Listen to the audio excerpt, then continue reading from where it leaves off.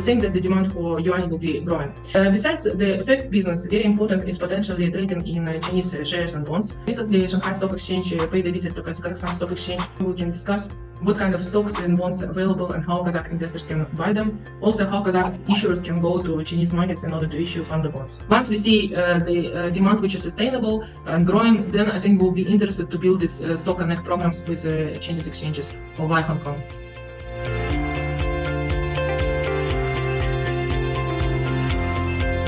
哈萨克斯坦是中亚经济大国和金融中心，和中国有着广泛而深入的联系。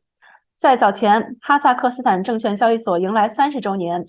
今天，我对话哈萨克斯坦证券交易所管理委员会主席 Alina Aldambergen. Ms. Alina Aldambergen, thanks for joining me. Hello. In November, the Kazakhstan Stock Exchange celebrated its 30th anniversary. So first of all, could you give us a brief introduction about the history and background of Kazakhstan Stock Exchange? Thank you for your question. Kazakhstan Stock Exchange was established initially as Kazakhstan Interbank Exchange. It was established Interbank Currency Exchange back in 1993. It was established on November 17th, actually 2 days after the local currency was adopted in Kazakhstan. Since the establishment, Kazakhstan Stock Exchange went through a long way. Basically, we started off with currencies. We started to trade dollar tenge and then ruble tenge because we're in the region where we have a close trading relationship with Russia.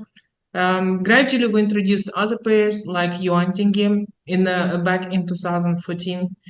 And we also started in the 90s to introduce different securities. So we started with state securities, national bank notes, corporate bonds, equities.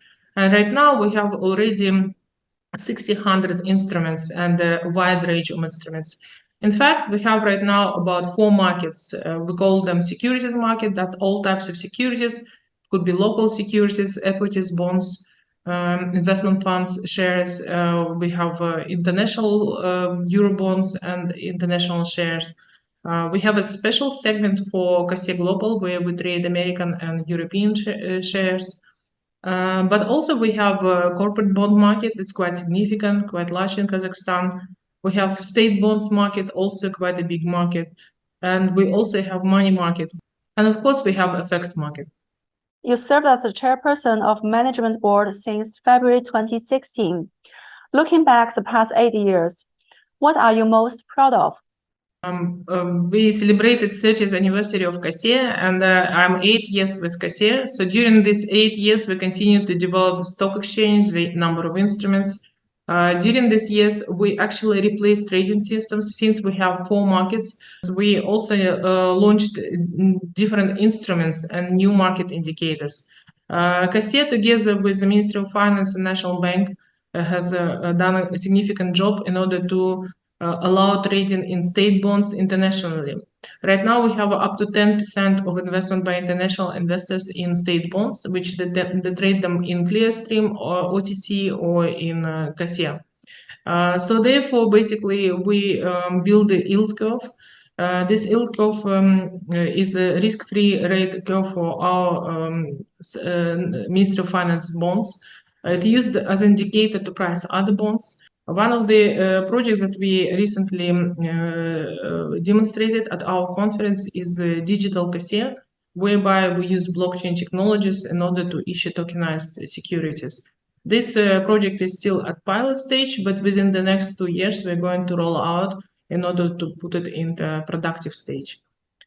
We are also exploring using cloud technologies together with Amazon Web Services. We signed an agreement. We are looking at how we can exchange data, especially market data via clouds.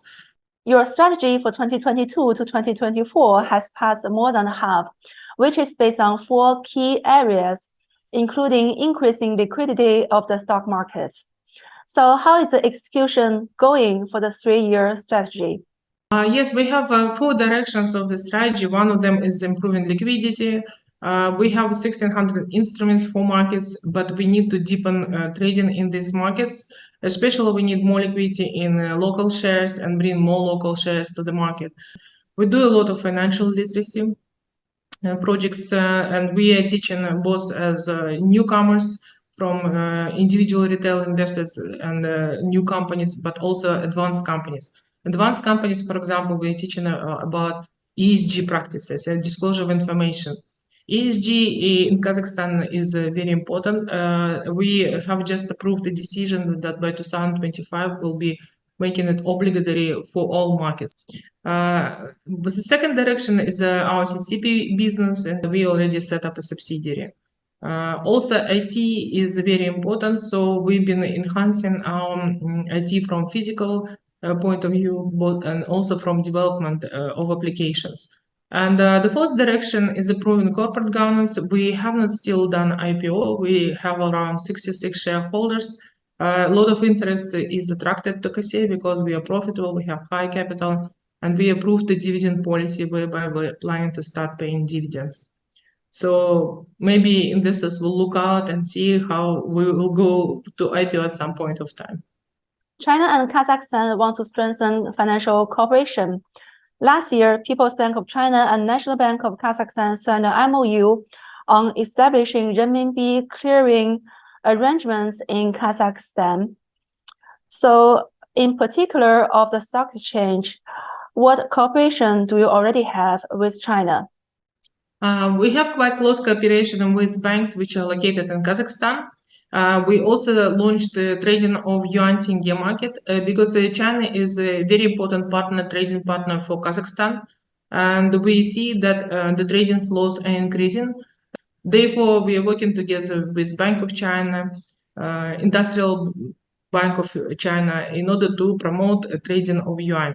A number of local banks are also active in this market. We have around 5 market makers.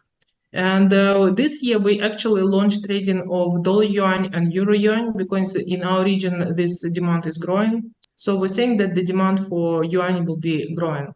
Clearing center or clearing of yuan is very important. I think that Chinese banks are working on this project.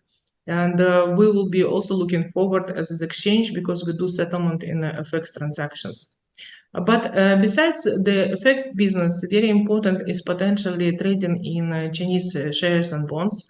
We recently, Shanghai Stock Exchange paid a visit to Kazakhstan Stock Exchange, and we've discussed the future areas of cooperation, and we basically agreed on holding something like Kazakhstan China Capital Markets mini conference where we can discuss what kind of stocks and bonds are available and how Kazakh investors can buy them. Also, how Kazakh issuers can go to Chinese markets in order to issue panda bonds. China and 3 European stock exchanges has established China-Europe Connect. Are you also interested in building the Stock Connect program with Chinese exchanges? I think the first step is to introduce these potential securities for trading to Kazakh investors. We have quite significant institutional base. Of course, they're looking into investing in Chinese stocks and bonds. Therefore, they're looking the ways how to do it. A number of Chinese brokers actually came to Kazakhstan. They're also looking for opportunities to open offices to provide services in Chinese capital markets. Once we see the demand which is sustainable and growing, then I think we'll be interested to build these Stock Connect programs with Chinese exchanges or via Hong Kong. In what other areas do you see potential in deepen the collaboration with China? I think that basically we need to understand the demand in terms of, for example, financing. Kazakh companies are usually raising financing in different currencies. I think that they would be interested in yuan. Therefore, we have to present possibilities for our companies how to raise and go to yuan market. We've seen that in Russia, for example, this is developing because a lot of business is already switching to yuan. So for Kazakh companies, it will be also interesting. Therefore, we have to explore and present these markets to our Kazakh issuers. Talking about investment in Chinese stocks is always interesting. But there are some ways how to do it. Therefore, we need to explore for Kazakh brokers and financial institutions how to enter these markets through which types of intermediaries. Therefore, we have to introduce intermediaries and also talk to stock exchanges. This is our plan going forward. We'll be exploring these opportunities. At last, What are your plans for the future of Kazakhstan Stock Exchange? So I think we'll be further developing our local capital markets, but also providing services to other exchanges whereby possible.